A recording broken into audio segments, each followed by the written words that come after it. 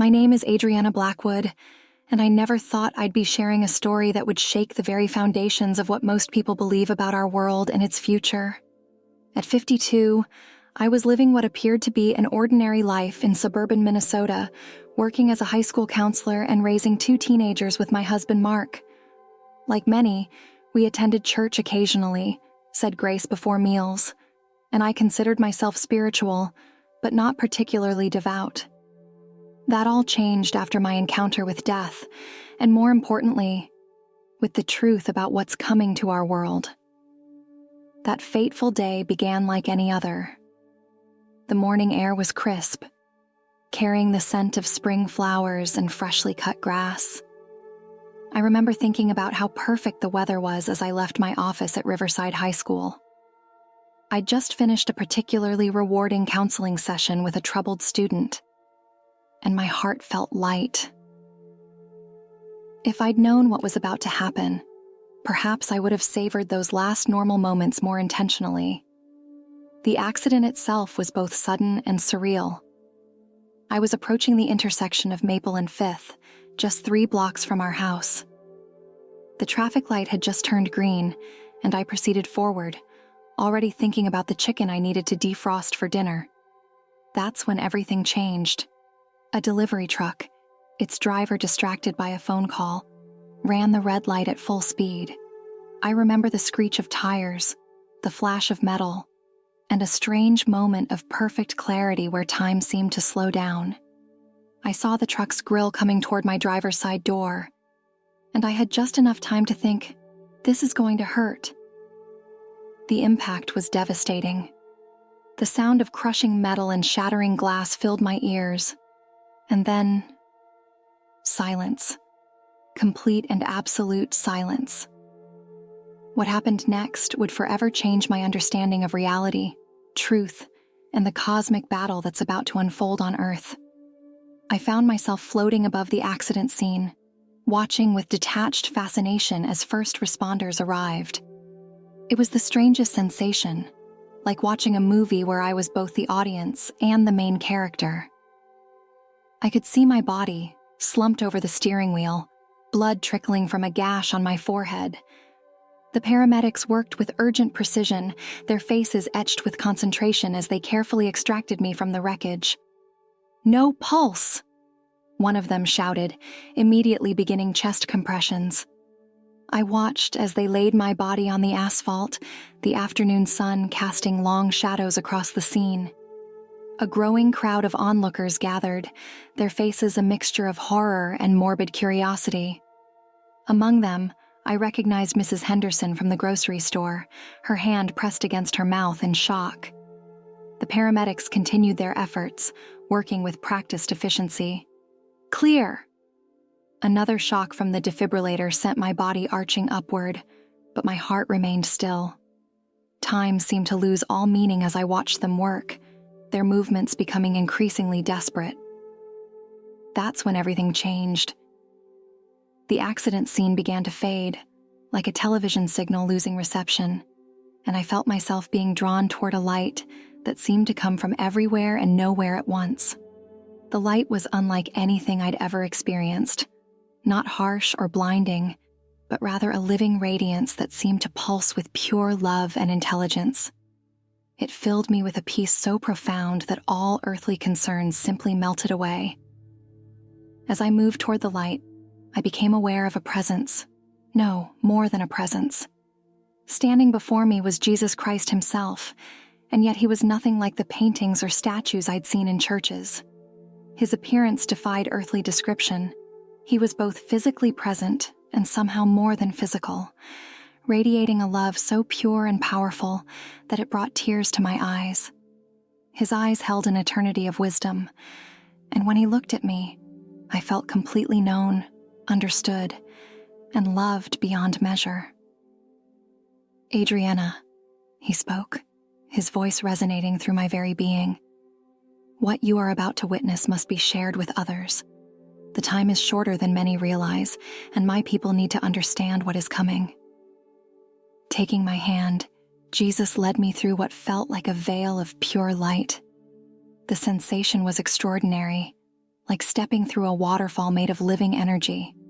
The warmth flowed through every part of my being, and I felt more alive than I ever had in my physical body. As we emerged on the other side, the world around us transformed into what looked like a vast amphitheater of light, where scenes from both present and future played out before us like living holograms. "Watch carefully," Jesus said, his voice carrying both authority and deep compassion. "I will show you the great deception that is coming, how it begins, how it spreads, and how it will attempt to ensnare even my most devoted followers." The first vision materialized before us in stunning clarity. I saw our world descending into a period of unprecedented crisis. Natural disasters struck with increasing frequency and intensity, earthquakes that shattered cities, floods that swallowed coastlines, and storms that devastated entire regions. But these were just the beginning. "These events," Jesus explained, "will create the perfect conditions for the deceiver to emerge. People will be desperate for solutions, for someone to restore order from chaos." I watched as a global economic collapse unfolded. Stock markets crashed simultaneously across the world. Digital banking systems failed, and currencies lost their value overnight. People who had been wealthy found themselves suddenly destitute. The middle class disappeared almost entirely. Civil unrest erupted in cities across the globe. The scenes were horrifying. Ordinary people fighting over basic necessities, neighborhoods turning into war zones, and governments struggling to maintain order. "Observe carefully," Jesus directed, "how these crises are not random. They are orchestrated, like pieces being moved on a cosmic chessboard." Then I saw him, the one Jesus identified as the Antichrist. He appeared first as a relatively unknown figure in European politics, but his rise to prominence was meteoric. He was unlike any leader I'd ever seen, a man who appeared to be in his early 40s, with features that somehow seemed familiar to people of all ethnicities. His physical appearance was striking but not overwhelming. It was his presence that captured attention. When he spoke, his voice carried a hypnotic quality that seemed to reach into people's souls. I watched as he addressed the United Nations during the height of the global crisis. His words were masterfully chosen, weaving together themes of unity, peace, and human potential in a way that resonated with everyone, regardless of their background or beliefs. "Pay attention to his words," Jesus instructed. "Notice how he speaks partial truths, but twisted just enough to lead people away from me." I listened as this man spoke about spirituality in a way that seemed to embrace all religions while subtly undermining their core beliefs. He quoted from the Bible, the Quran, the Bhagavad Gita, and other religious texts, but always with slight reinterpretations that altered their original meaning. He spoke of Christ, but not as the exclusive way to salvation. He mentioned God, but as an impersonal force rather than a loving Father. The vision shifted, and I saw how this leader began implementing what he called the Global Harmony Initiative. It started with practical solutions to worldwide problems. He introduced new technologies that could purify water instantly, systems that could produce food in any climate, and energy solutions that seemed to defy the laws of physics. "These miracles of technology," Jesus explained, "will be one of his most powerful tools of deception. People will believe he is solving problems that humanity has struggled with for millennia." I watched as he unveiled a new economic system that promised to eliminate poverty and ensure fair distribution of resources. It began with a global digital currency, marketed as a solution to the economic collapse. The system was brilliant in its design.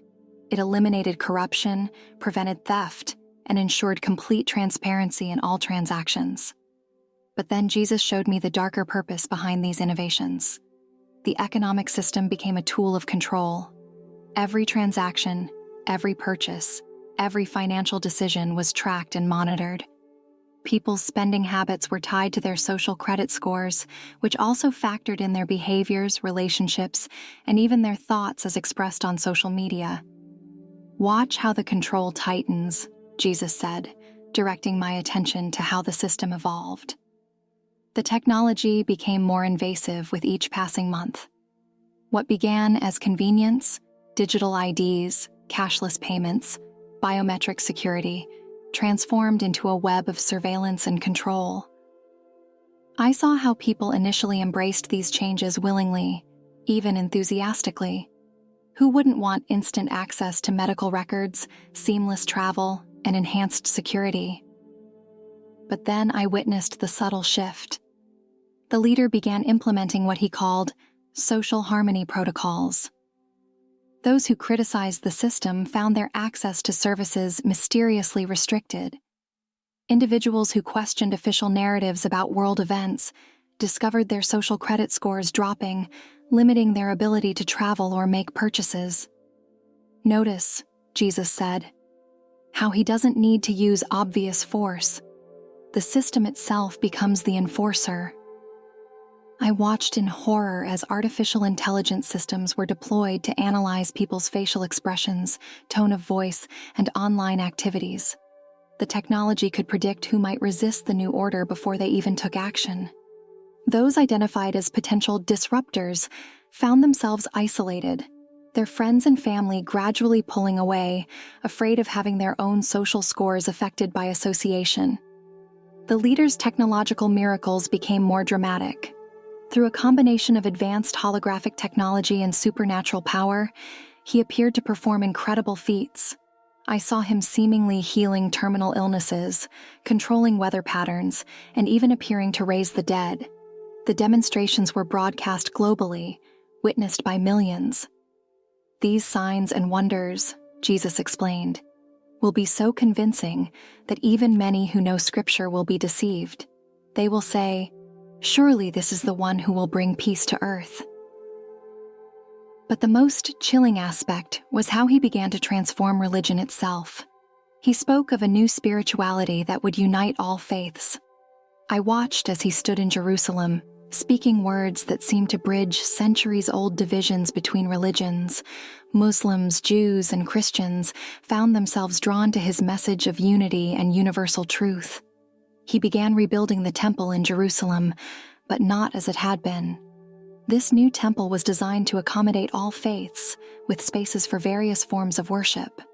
It was an architectural marvel that seemed to defy physics, incorporating materials that changed color and form, responding to the thoughts and emotions of those within. "This is how he will deceive many of my people," Jesus said sadly. "He will not appear to oppose faith. He will seem to fulfill it. Many will believe he is ushering in the kingdom of God on earth." I saw how this leader used advanced neurotechnology to create spiritual experiences. People could put on special devices that triggered profound mystical states, making them feel connected to what they believed was the divine. These experiences were so powerful that many abandoned traditional faith in favor of this new, technologically mediated spirituality. The vision shifted to show me how resistance to his rule would be handled. It was subtle at first. Those who refused to embrace the new system found themselves increasingly isolated. They couldn't buy food in stores, couldn't hold jobs, couldn't access medical care. Their children were barred from schools. But it wasn't presented as persecution. It was all done in the name of public health and safety. "The mark he will require," Jesus explained, "will seem logical and beneficial. It will be presented as a way to ensure security, health, and prosperity. Many will not recognize it for what it truly is, a pledge of allegiance to his system that separates them from me." I saw how this mark would be implemented, a sophisticated blend of digital identity and biotechnology. It wasn't a crude physical mark, but rather a complex system that integrated with human biology. Those who accepted it gained access to enhanced abilities, improved health, heightened sensory experiences, direct neural interface with the global digital network. The vision continued as Jesus showed me how the deception would affect families and communities. I watched scenes of heartbreaking division unfold, parents turning against children, siblings severing ties, lifelong friendships dissolving. What made it most painful was how those who accepted the system truly believed they were doing the right thing. Many will betray their own loved ones, Jesus said, his voice filled with sorrow, believing they are helping them by reporting their dangerous beliefs. I witnessed how churches would be transformed. Many abandoned traditional doctrine in favor of the new leader's enlightened interpretation of Scripture. Pastors who embraced this new spirituality saw their congregations grow exponentially, while those who resisted found themselves labeled as extremists and hate groups. The leader's influence reached into every aspect of society. Education was completely reimagined, with children being taught from an early age about the benefits of complete integration with the global system. History was rewritten, not through obvious lies, but through subtle reinterpretations that painted all exclusive truth claims as sources of humanity's problems. Watch how he uses peace as a weapon. Jesus directed my attention to international events. I saw this leader broker seemingly impossible peace deals in conflict zones that had known nothing but war for generations. He resolved the Israeli-Palestinian conflict with a solution that appeared to satisfy both sides. Nuclear weapons were dismantled worldwide under his supervision. Military forces were reorganized into a global peacekeeping organization under his direct control. But then Jesus showed me what was happening beneath the surface. The peace was enforced through complete surveillance and control. Every person's thoughts, words, and actions were monitored and scored. Those who maintained harmful beliefs, such as the exclusive claims of Christianity, were identified as potential threats to global harmony. This is how the persecution will begin, Jesus explained. Not with outright violence, but with the quiet elimination of those who hold to the truth. I watched as resistance to the system became nearly impossible. The digital currency couldn't be avoided. All other forms of exchange were eliminated. The surveillance was ubiquitous. Even in private homes, AI systems monitored conversations and behaviors. The social pressure was immense. Those who refused to conform found themselves completely isolated from society. Yet in the midst of this darkness, Jesus showed me something beautiful. Small communities of true believers who maintained their faith. They found ways to support each other, sharing resources and encouraging one another. Though they faced increasing persecution, their faith grew stronger rather than weaker. "These are my faithful ones," Jesus said with love in his voice. "They recognize the deception because they truly know me. Their strength comes not from themselves, but from my spirit within them." Then Jesus showed me how the leader's true nature would eventually be revealed. After consolidating his power and eliminating all serious opposition, his message of tolerance and unity would give way to demands for absolute worship. Those who had accepted his mark and his system would find themselves trapped, their very minds and bodies bound to his control through the technology they had willingly embraced.